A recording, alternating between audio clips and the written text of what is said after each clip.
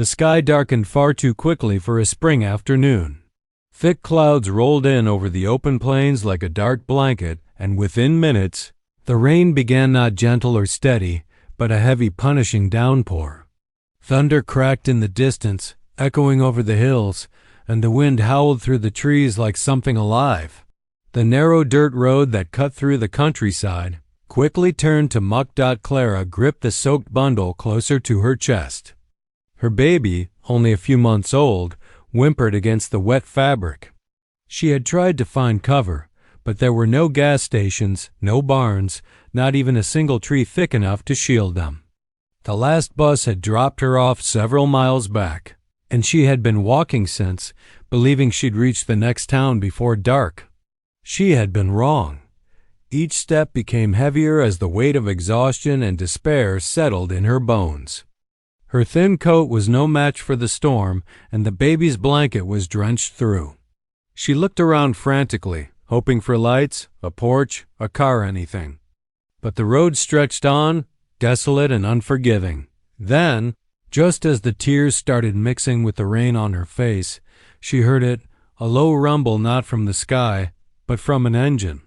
Headlights cut through the gloom behind her, the beam growing, brighter as it approached. For a moment, panic overtook her. She stepped back from the road, clutching the baby tightly, unsure who might be coming. A large, older model pickup truck slowed as it drew near. The brake lights glowed red against the wet road. The driver rolled down the window, revealing a broad-shouldered man in a cowboy hat, his weathered face lined with concern. "You all right, ma'am?" His voice was rough but steady. Clara hesitated. She didn't know this man. But she was freezing, shaking, and her baby had started to cry louder. She could barely feel her feet anymore. Pride was a luxury she couldn't afford. I've got nowhere to go," she said, her voice breaking. "I missed the bus to Eldridge, and please." "My baby." The man didn't ask questions. He put the truck in park, climbed out, and wordlessly took off his coat. He draped it around her shoulders, not flinching at the cold rain. Then he nodded toward the passenger door. "Come on. I've got a heater running." Clara climbed in slowly, cautious but desperate. The cab was warm, the scent of tobacco and leather mingling with the musty scent of rain. She nestled her baby against her chest and held her breath. As the man got back in and pulled away from the roadside, "I'm Luke Bennett," he said after a few minutes. "I live out by the ridge. Town's still a good 20 miles, and with this weather, you won't get there tonight. I'm Clara James. Thank you. I didn't know what I was going to do." Luke glanced over but didn't press. "You got folks in Eldridge?" "No, not really. I was headed there to look for work." He nodded again, keeping his eyes on the road. The rain was relentless. Silence filled the space between them, but it wasn't uncomfortable. It was the silence of two strangers who understood the weight of what wasn't being said. "Got a house not far from here," Luke added. "It's dry, empty, mostly. You and the baby can stay the night." "No strings," Clara blinked, stunned by the offer. I don't want to be a bother." "You won't," he replied simply, and that was it. He said no more. But the kindness in that one sentence, spoken so plainly, warmed her more than the truck's heater ever could. As they drove on through the storm, Clara felt something she hadn't in months: relief. For the first time since her husband's funeral, someone had looked at her not with pity, but with quiet compassion. And it came from a stranger with sad eyes, a silent manner, and a home just warm enough for three. The gravel driveway crunched beneath the tires as Luke's truck pulled up to a weathered, two-story ranch house sitting alone on a stretch of land. That seemed to go on forever. The storm still raged behind them, but the rain was beginning to ease as thunder rolled farther in the distance. Clara looked at the house with a mix of apprehension and gratitude. It was plain, sturdy, and quiet, much like the man driving her there. Luke parked without a word. then walked around to her side to help. She held her baby tighter, unused to this kind of steady, silent care. He didn't ask personal questions, didn't pry, didn't expect anything in return. He simply guided her up the front steps, opened the door, and let her in first. Inside, the warmth wrapped around her like a soft blanket. The scent of cedar and faint wood smoke hung in the air. The house was clean but felt untouched, like someone had lived here and stopped caring about it, like a place that was kept functional but no longer lived in. She noticed the furniture was simple and practical, with no signs of decoration or comfort, no family photos on the mantel, no flowers in vases, no laughter in the walls. "You can stay in the guest room," Luke said, hanging up his coat near the door. "It's down the hall. There's a heater in there, too. I'll get some blankets and a bottle for the baby." Clara hesitated at the threshold, her baby fussing against her chest. "Are you sure? I mean, I don't want to take your space." Luke shook his head. Been empty a long time. That wasn't just about the room, and she knew it. But she didn't push. She followed him down the hallway, passing by closed doors and bare walls. He opened a room for her. It had a twin bed, a rocking chair, and a quilt folded neatly at the foot of the mattress. Simple, but clean and warm. She settled her baby on the bed while Luke silently stepped away to fetch towels. And extra blankets. As Clara sat down, she let out a long, tired breath. Her body ached from days of travel and stress. She hadn't truly rested since before her husband died.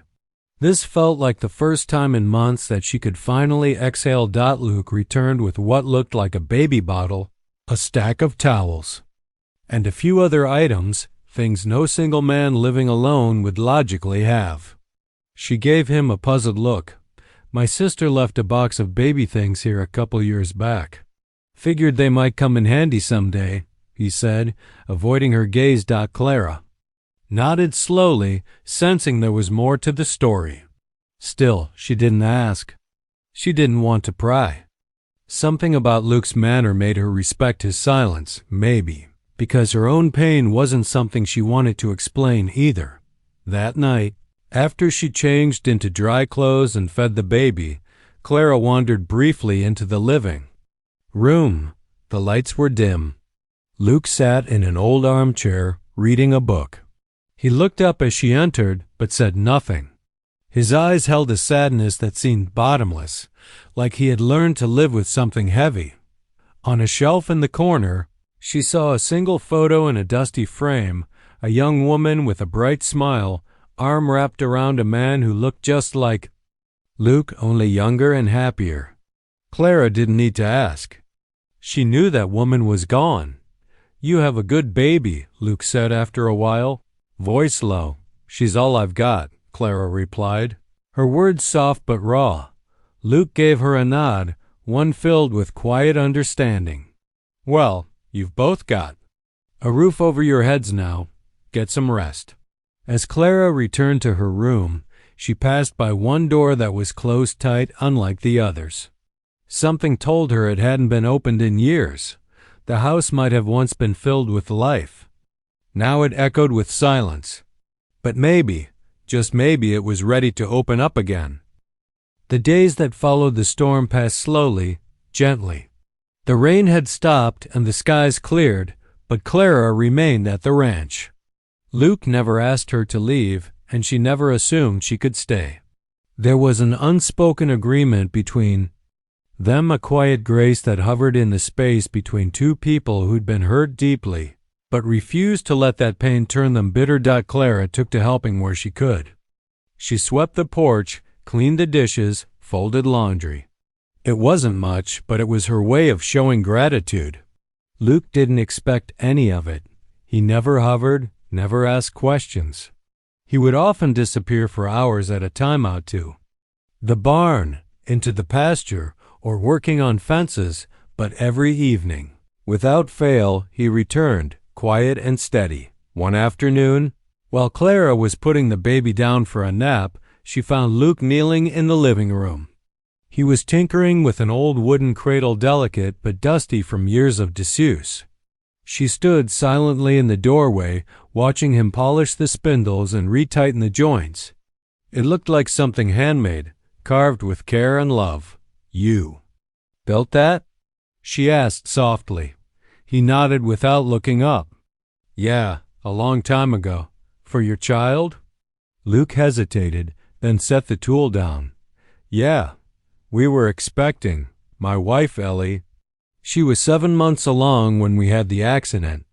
A drunk driver hit our truck on a rainy road just outside of town. I walked away. They didn't." The words hung in the air, heavy and hollow. Clara didn't know what to say. Her breath caught in her throat. "I'm so sorry." He stood and wiped his hands on a rag, still not meeting her eyes. "I tried to sell the house after.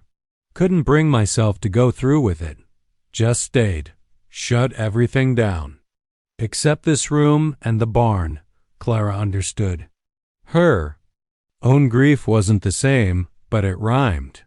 Her husband had been young, barely 25, when a blood clot took him in his sleep just 2 weeks after their daughter was born. There had been no warning.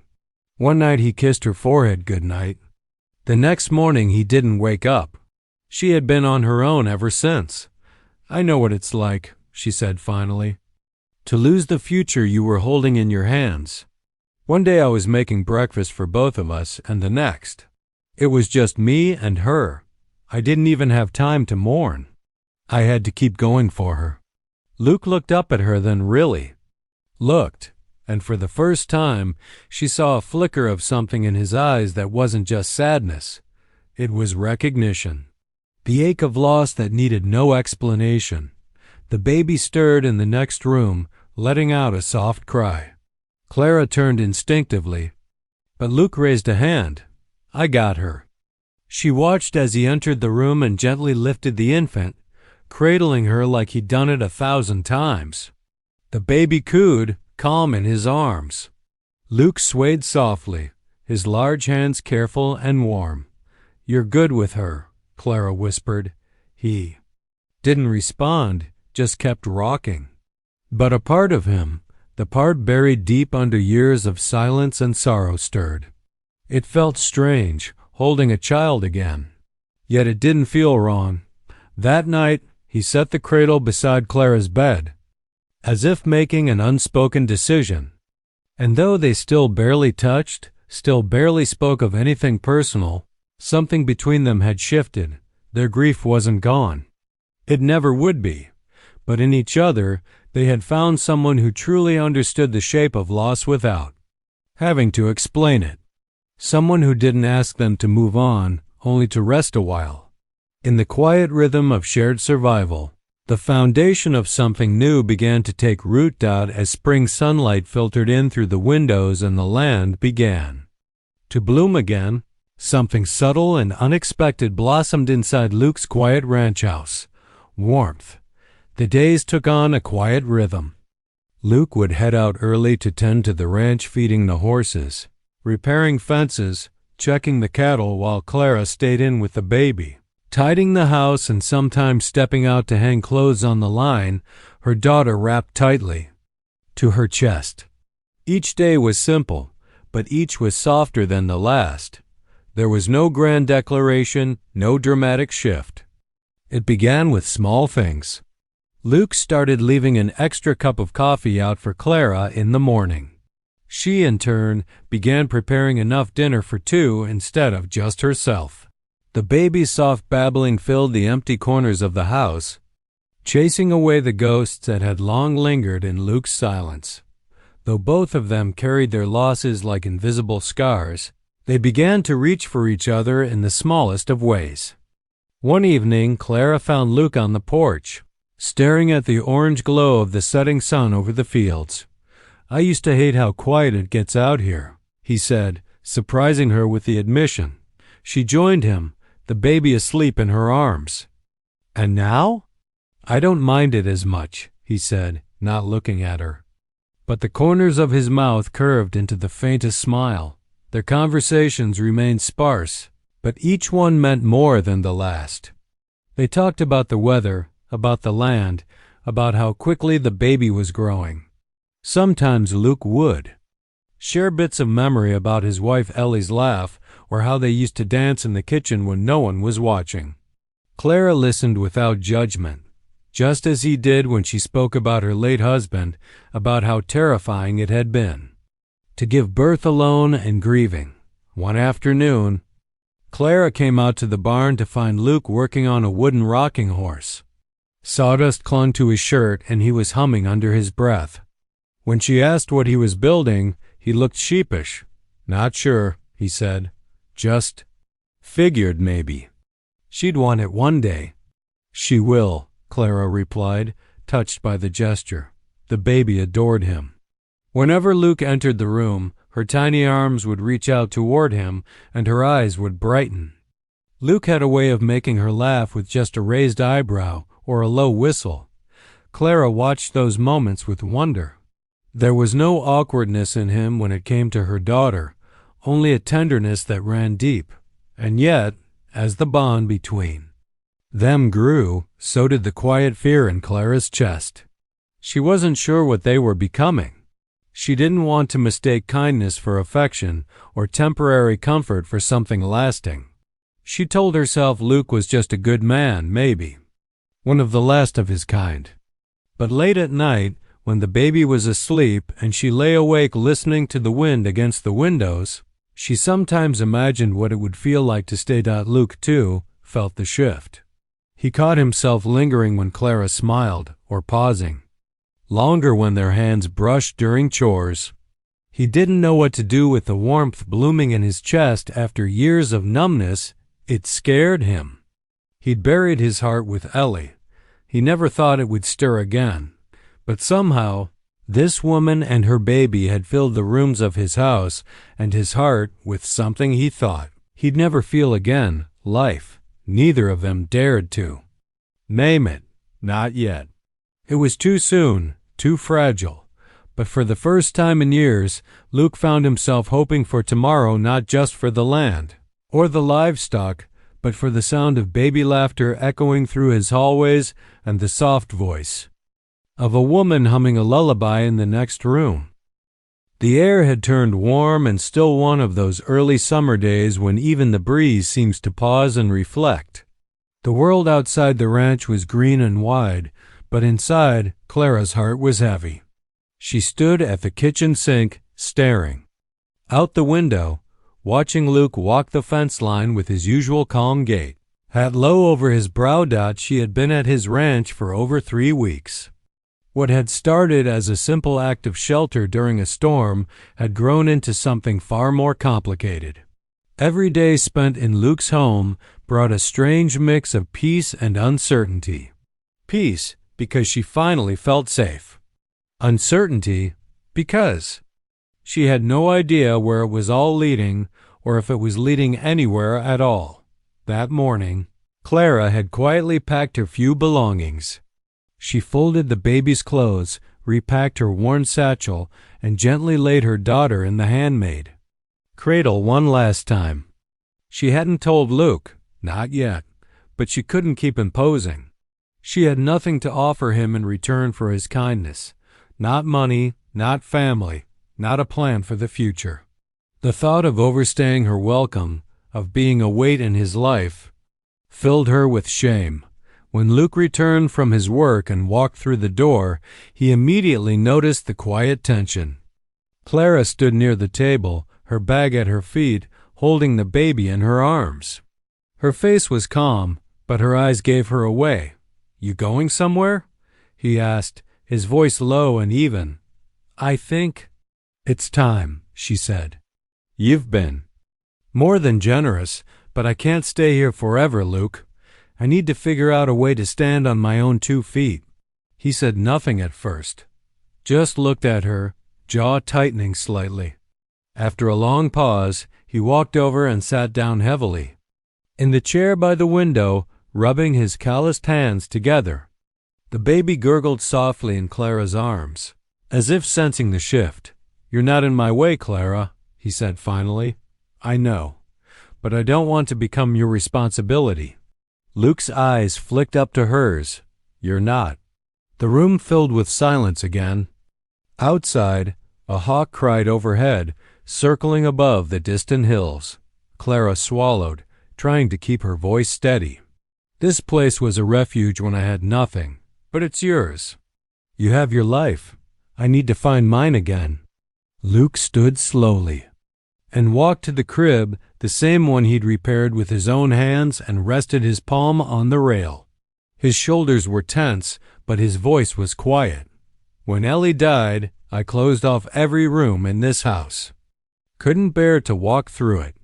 Couldn't even touch this crib." He turned toward her. "But after you came, it didn't feel so empty anymore." Clara blinked, the weight of his words crashing against her. "I'm not asking you to stay because I feel sorry for you," he continued. "I'm asking because it's been a long time since this place felt like home." She didn't speak. Her throat was tight with emotion. Luke took a step closer, hesitating before saying, "You don't have to go. Not unless you want to." Her grip on the baby tightened, tears brimming at the corners of her eyes. "Are you sure?" "I haven't been sure of much in a long time," he said. "But I'm sure of this. This house isn't empty anymore, and neither am I." Clara looked at the man who had opened his home and heart without asking anything in return, and for the first time since losing her husband, she felt the possibility of belonging. She didn't say yes, not yet. But she didn't pick up her bag either, and Luke didn't press. He simply nodded and sat down beside her, the air between them filled with the kind of silence that no longer felt lonely. The decision wasn't made in a single moment. There was no dramatic kiss, no loud declaration. Just quiet understanding, too. Wounded hearts choosing not to run anymore. Clara didn't leave that day. Or the next. She unpacked her bag slowly, almost nervously, as if still waiting for someone to tap her on the shoulder and tell her she didn't belong. But no one did. Luke went about his days like usual, only now with a faint, almost imperceptible lightness in his step. He didn't speak much, and he didn't need to. His action said enough. He repaired the gate to the chicken coop Clara mentioned needing mending. He brought home a small rocking chair for the nursery.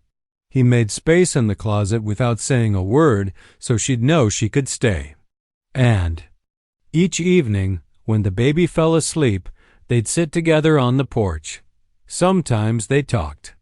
Sometimes they didn't, but the silence between them had changed. It was no longer heavy with grief. It had softened, turned into comfort. One warm evening, Clara stood in the doorway of the room that had once belonged to Luke's unborn child. The door had been shut tight when she arrived, sealed like a tomb. Now it was open.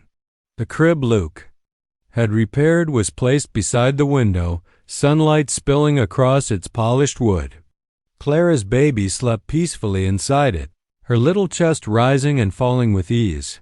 Luke came up behind her quietly, hands in his pockets. "Never thought I'd open this room again," he murmured. She looked at him, her voice gentle. "What? Changed?" He glanced toward the crib. "You did. She did."